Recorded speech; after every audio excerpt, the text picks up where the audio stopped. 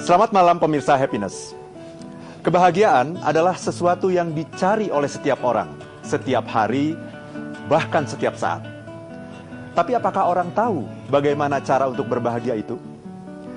Nah, malam hari ini kita akan membahas sebuah alat atau sebuah tools guna memudahkan setiap orang meraih kebahagiaan yang disebut dengan The 7 Laws of Happiness.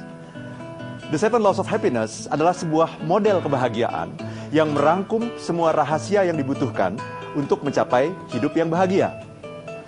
Apa itu The 7 Laws of Happiness? Apa manfaatnya dan bagaimana cara menjalankannya? Kita akan membahasnya malam hari ini dalam Happiness with Arfan Pradiansyah bersama rekan saya, Feni Rose.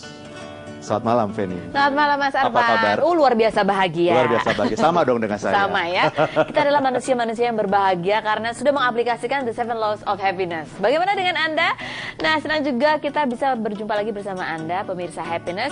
Dan tak lupa kami juga mengajak Anda untuk bisa bergabung bersama kami di 0213922121 atau juga bisa mengirimkan pertanyaan Anda melalui Twitter kami di @happinessarfan dan juga Facebooknya di Happiness with Arfan Pradiansyah. Jangan lupa ya, buat Anda yang beruntung, ada 1 buah buku The 7 Laws of Happiness dan juga 3 CD ya. 3 CD Inspirasi Happiness. Inspirasi Happiness. Nah, hari ini kita membahas mengenai The 7 Laws of Happiness. Ini sebetulnya apa sih The 7 Laws of Happiness ini, Mas Arfan?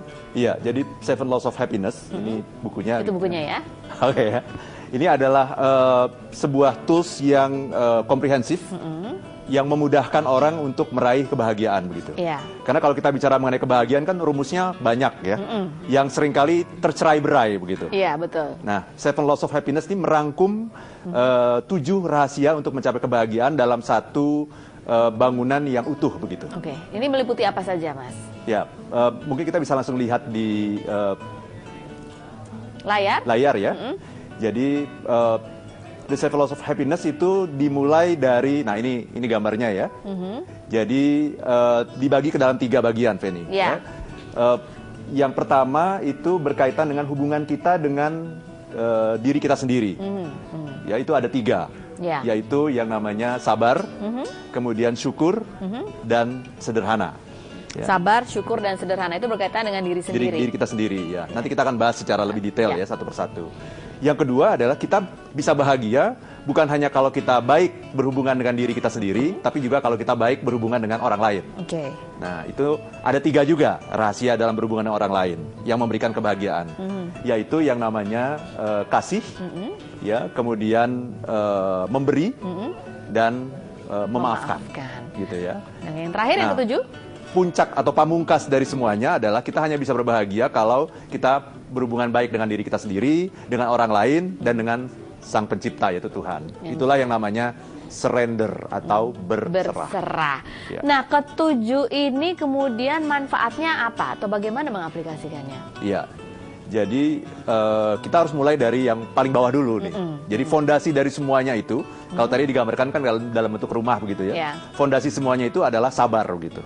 Sabar. Karena kalau kita belum sabar, kita tidak bisa bersyukur dong. Oh, sabar tidak bisa. Tapi sebelum kita bahas mengenai fondasi yang paling bawah untuk menyamakan persepsi kita semua, apa sih sebetulnya bahagia itu? Happiness itu apa? Iya. Jadi happiness menurut saya adalah kegembiraan gitu. Dalam kedamaian.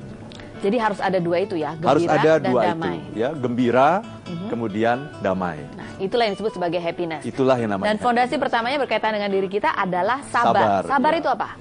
Nah, sabar ini sebetulnya kita sudah pernah bahas ya, secara cukup mendetail. Satu persatu ya. Tapi kita belum bahas dalam kerangka yang komprehensif, yang menjadi satu ya. Sabar itu adalah ketika kita menjalani proses dalam kehidupan ini satu demi satu. Jadi menjalani proses itu sangat penting. Yang membahagiakan dalam hidup ini sesungguhnya adalah menjalani prosesnya gitu. Jangan kalau sudah bayangannya hanya tujuannya saja, kita akhirnya tidak menjalani proses. Pingin kaya, cepat, tapi tidak menjalani prosesnya. Pingin pinter, tapi tidak menjalani prosesnya. Tidak mau belajar, ya nggak mungkin juga nggak ya. Mungkin, ya. Tapi seringkali orang tidak menikmati ketika dia menjalani prosesnya itu. Oke. Kemudian yang selanjutnya adalah syukur. Yang kedua adalah bersyukur. Jadi bersyukur ini adalah kemampuan kita untuk melihat ke dalam. Untuk melihat ke dalam. melihat bahwa diri kita ini sesungguhnya dianugerahi Tuhan dengan banyak sekali hadiah. Ya. Jadi kalau kita bisa melihat bahwa apapun yang kita dapatkan dalam hidup ini, itu adalah hadiah yang diberikan oleh Tuhan kepada kita. Dan hadiah itu bernilai bagi kita, maka kita bisa menjadi manusia yang bersyukur. Jadi bersyukur itu artinya kita bisa melihat hadiah-hadiah apa sih yang kita miliki, Betul. bukan sekedar apa yang tidak kita miliki. Betul. Itu syukur, Itu ya, konsep bersyukur, syukur. ya. Kemudian yang ketiga untuk berkaitan dengan diri, sederhana atau sederhana. simplicity. Sebetulnya saya tidak menemukan Kepadanan bahasa katanya. Indonesia yang pas untuk simplicity ya. Karena kalau di kamus itu sederhana gitu ya. Nah, apa itu yang namanya sederhana atau simplicity? Ini bukan hidup sederhana gitu, bukan itu yang tapi dimaksud ya. lebih apa ya? Tapi Tidak merumitkan. Iya, melihat masalah yang kita alami dalam hidup ini secara sederhana. Langsung menangkap esensinya apa gitu dalam Jangan masalah dilebay-lebayin. Jangan gitu ya. dilebay-lebayin. Ya. Nah, yang menarik adalah bedanya dengan syukur tadi ya. Kalau syukur itu adalah kemampuan kita untuk melihat ke dalam. Itu namanya syukur. Ya.